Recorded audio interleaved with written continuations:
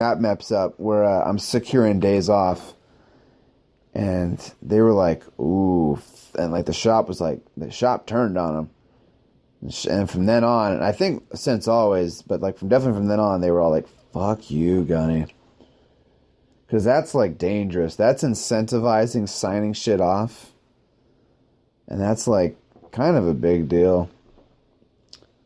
But they had put him in a position, so of course all the maps got signed off within the next 24 hours. And he goes, see how hard that was?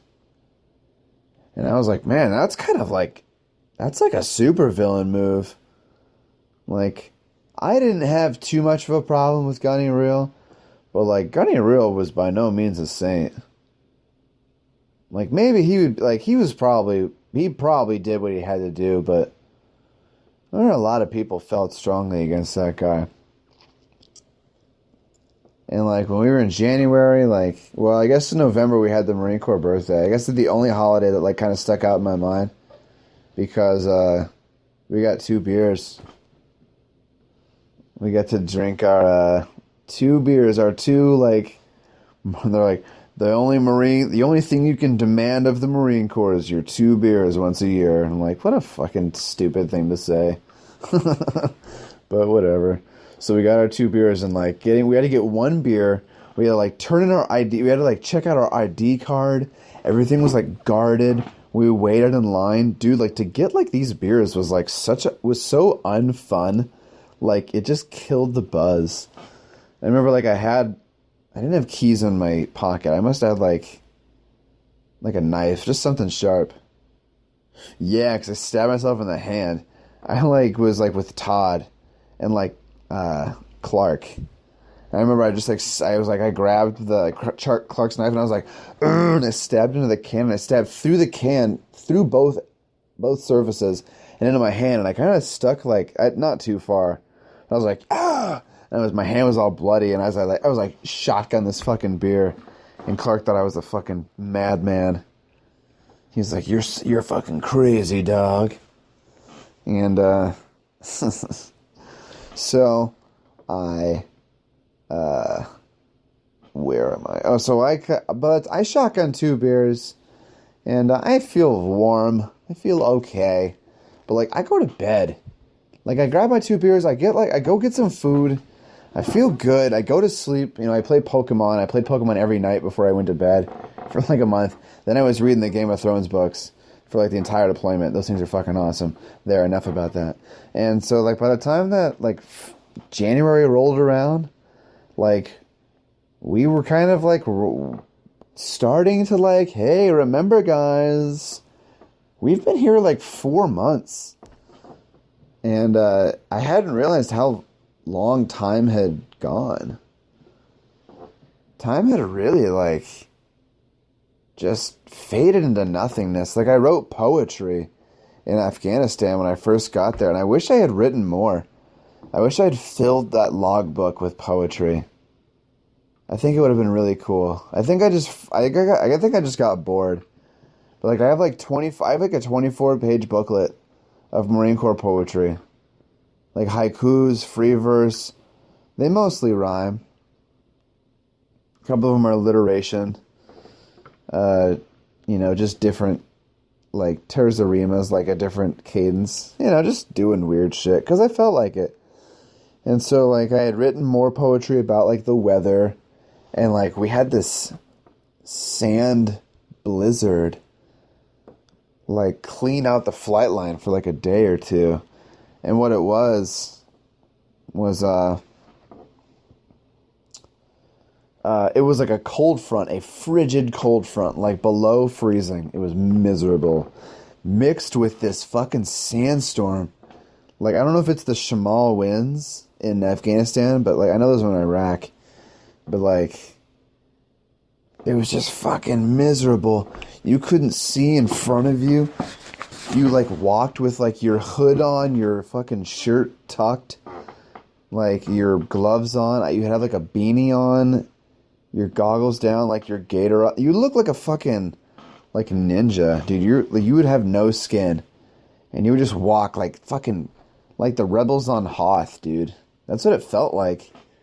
was just sand and fog, and you couldn't see like more than 50, like more than like 10 feet in front of you. And like you still worked. You just worked as hard as you could in the fog. And you tried not to make any big mistakes.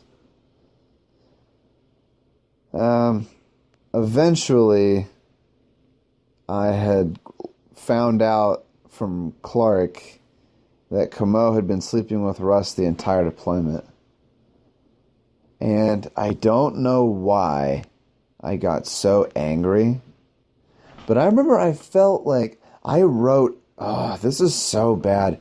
I can't believe I'm going to admit this. I wrote an angry friend-zoned poetry about Camo. I feel so shameless. I feel so ashamed. Like, I wrote a poem about her that was really nice and really pretty.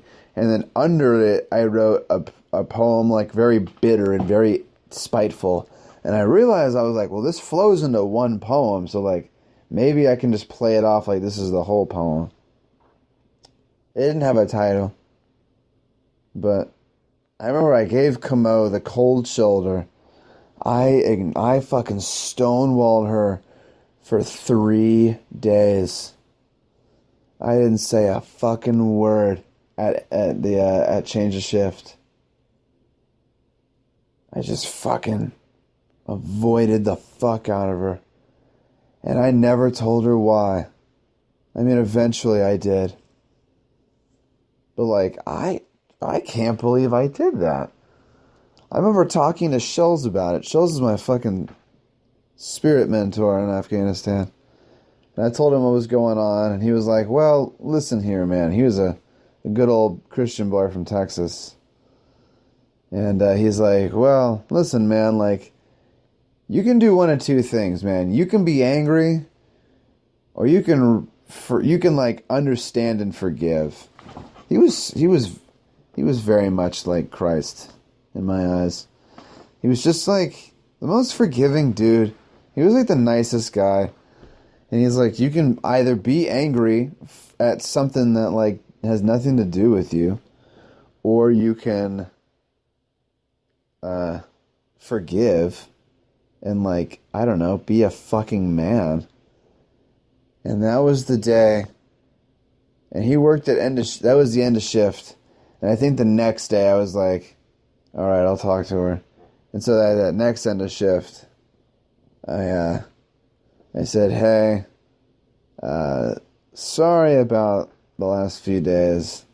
I've had some shit going on.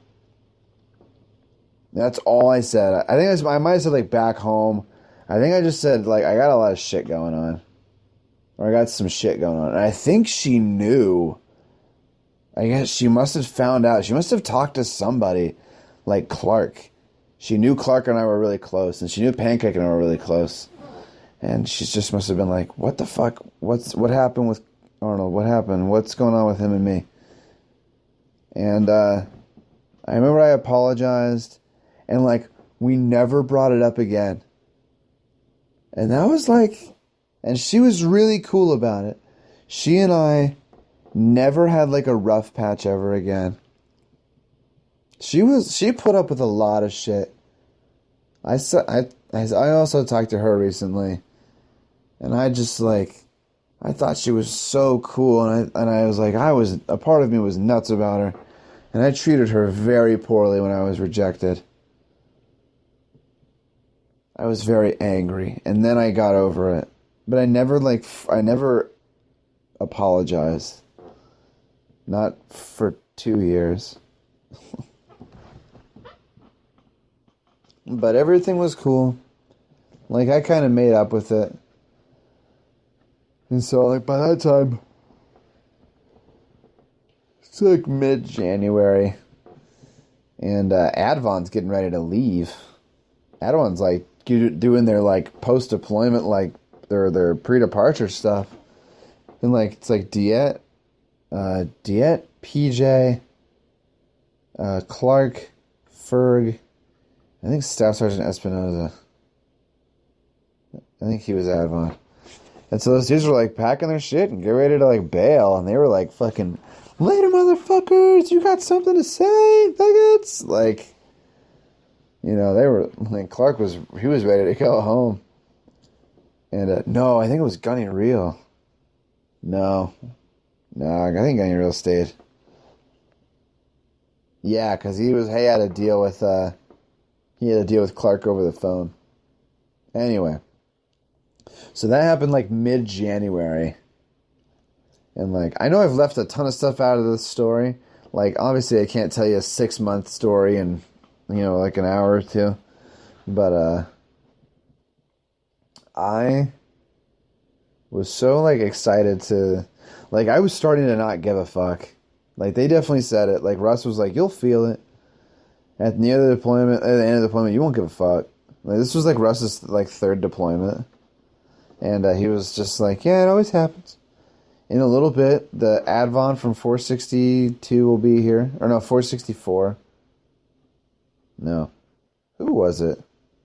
466? No, we replaced 466. 462. 461? God damn, I don't care. Anyway, 460 something. And they were an East Coast squadron. And their Advon was coming. And we were getting ready to have fresh nuggets. So, fuck it. We were going to work those dudes like fucking dogs. Don't care. But, like, we were going to finish strong. And so we never dropped a mission. I don't think we ever dropped a single mission that was, like, priority. And, or at all. I thought all of our flights always made it out. And by the time that February came, like, I believe the Advon dudes were gone. And Clark had bought a motorcycle and fucking trashed it. He trashed the fucking motorcycle. Like, he had been home for a fucking week. And, like, Captain Broomhall was like, that motherfucker! She was so pissed. And,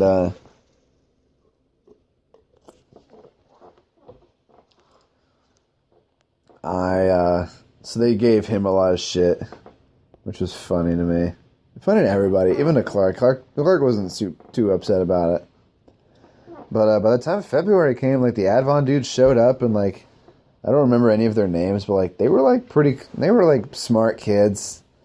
They did things wildly different from us.